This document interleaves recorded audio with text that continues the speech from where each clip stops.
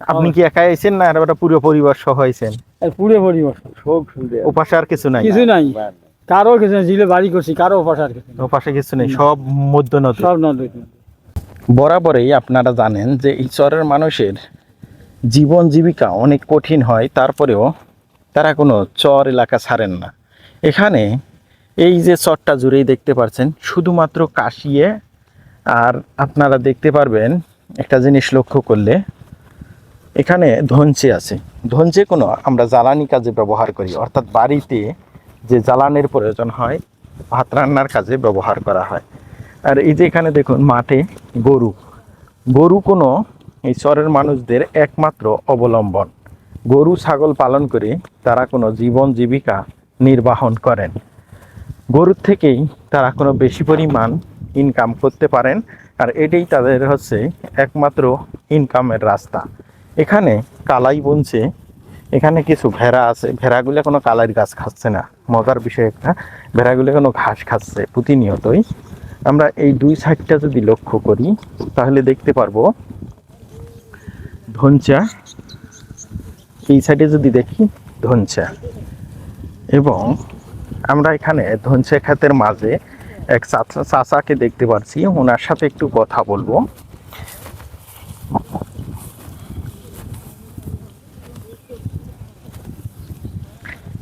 সামনে যে জায়গাটা দেখা যাচ্ছে এটা হচ্ছে নদী, নদীর একটা চলে। আসসালামু আলাইকুম, কেমন আছেন চাচা? কি করেন? ঘাস বাঁচতেছেন? বাড়ি কোথায় আপনার? ওই মাথার থেকে এলেন নাকি নদী পার হয়ে আসছেন? না না, পশ্চিম পার। আমাদের বাড়ি জায়গা তো এই যে। কয়টা গরু আছে? কয়টা? পাঁচটা গরু আছে।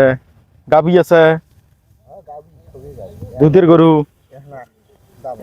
এক না দামড়া।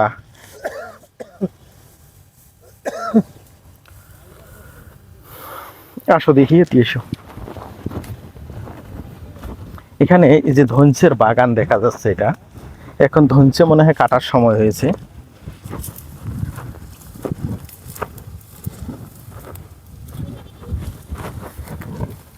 ভাই ঘাস তোলেন।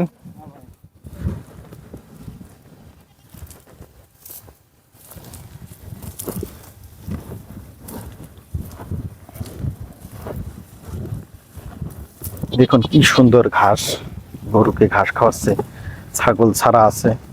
এখানে দুই চাচা বসিয়ে মনের সুখে গল্প করছে। আসসালামু আলাইকুম, ভালো আছেন আপনারা? এনে বসে কি করতেছেন? রেস্ট রেস্ট রেস্ট নিচ্ছেন? বাড়ি কোথায়? এইখানেই। নাম কি আপনাদের? ওনার নাম হলো নুরু ভক্ত। আপনার নাম? আমার নাম হলো নজরুল ইসলাম। নূর ভক্ত চাচা, নজরুল ইসলাম চাচা। এখানে কি করতেছেন?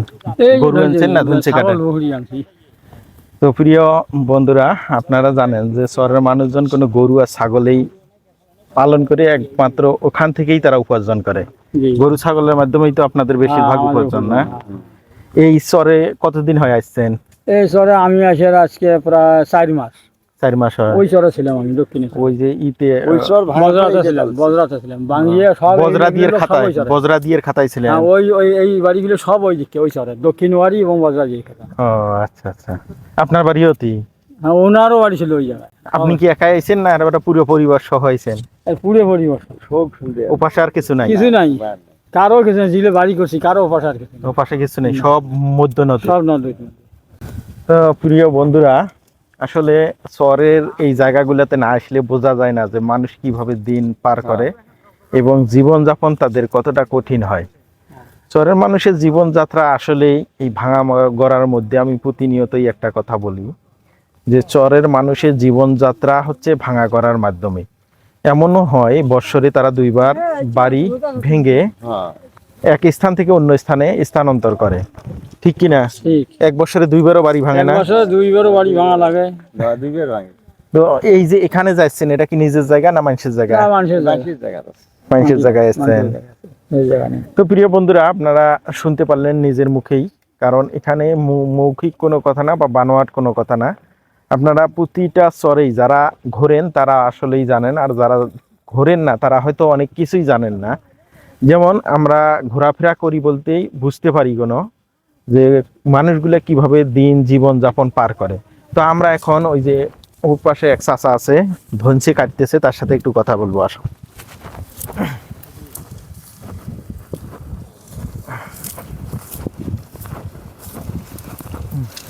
দেখুন ধনসের ফুলগুলা কি চমৎকার ভাবে খাচ্ছে।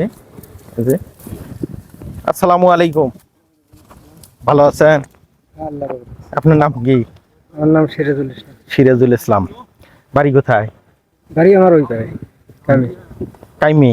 এখানে ধনসি কি আপনারাই বুনছেন? আমরা বইনি, আমার ওই গৃহস্থ হয়েছে এই যে কামলা দিক কৃষি কাজ করতে এসছেন?